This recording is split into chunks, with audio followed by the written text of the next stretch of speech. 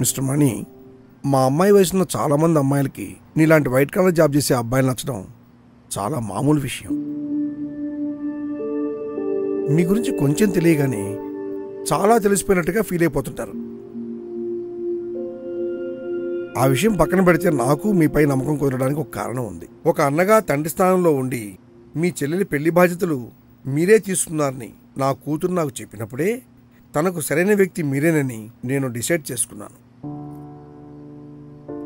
మీ అమ్మగారిని ఒక మంచి రోజు చూసుకుని రమ్మంటే మిగతా విషయాలన్నీ మాట్లాడుకుందాం. థ్యాంక్స్ నాన్న, చాలా థ్యాంక్స్. ఏంటి మణి, ఆర్ యు హ్యాపీ? సార్, అది మా కంపెనీలో నాకు యూఎస్ వెళ్ళడానికి ఆఫర్ ఇచ్చారు. Well and good. మీ ఇద్దరు పెళ్లి చేసుకుని యూఎస్ వెళ్ళి సెటిల్ అవ్వండి. ఇందులో ఆలోచించేదే ఉంది. నేను ఆల్రెడీ ఓకే చెప్పేశాను. ఇంకాసేపట్లో డాక్యుమెంట్స్ కూడా నా చేతికి వచ్చేస్తాయి. ఈరోజు నైటే బయలుదేరాల్సిన పరిస్థితిలో ఉన్నాను. మళ్ళీ తిరిగి రావడానికి ఎలాగూ 1.5 years పడుతుంది. నేను యూఎస్కి వెళ్ళి తిరిగి వచ్చేంత వరకు మీరాకి నా మీద ఇంతే లవ్ ఉంటే నేను తప్పకుండా పెళ్లి చేసుకుంటాను. వాట్? ఏంటి మీరా, ఏంటో మాట్లాడేది? నాన్న ప్లీజ్ నాన్న, తను ఎందుకు ఇలా మాట్లాడుతున్నాడో నాకే అర్థం కావట్లేదు. ఒక్క నిమిషం నాన్న, నేను మాట్లాడతాను. రామని నాన్న, ఒక్క నిమిషం. ఏంటి నువ్వు నాన్న ముందు అలా మాట్లాడుతున్నావు?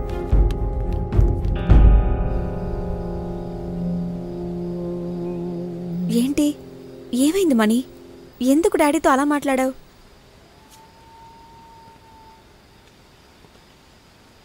నేను సరదాగా చెప్పలేదు మీరా, సీరియస్గానే చెప్పాను. నేను యూఎస్కి వెళ్ళొచ్చాక కూడా మన ఇద్దరి మధ్య ఇంతే లవ్ ఉంటే తప్పకుండా పెళ్లి చేసుకుంటాను. ఈ గ్యాప్ మనమిద్దరం ఒకరినొకరు అర్థం చేసుకోవడానికి మంచి అవకాశంగా ఉంటుందని నా ఉద్దేశం. అయితే 3 సంవత్సరాలుగా మన మధ్య ఉన్నలా? బుల్షిట్. నెక్స్ట్ మినిట్లో ఏం జరుగుతుందో కూడా ఎవరికి తెలియదు మీరా. ఈ విషయం నీకు మార్నింగే తెలుసు కదా, మరప్పుడే ఎందుకు చెప్పలేదు? చెప్పాలనిపించలేదు, చెప్పలేదు. ఆల్రెడీ మనిద్దరం మాట్లాడుకున్న తర్వాతే కదా నేను మా డాడీకి చెప్పింది.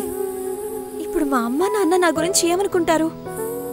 మా డాడీ నా మీద పెట్టుకున్న నమ్మకం ఏమవుతుంది? ఇప్పుడు నువ్వు మా డాడీతో చెప్పావే, దాని గురించి కూడా నేను బాధపడట్లేదు.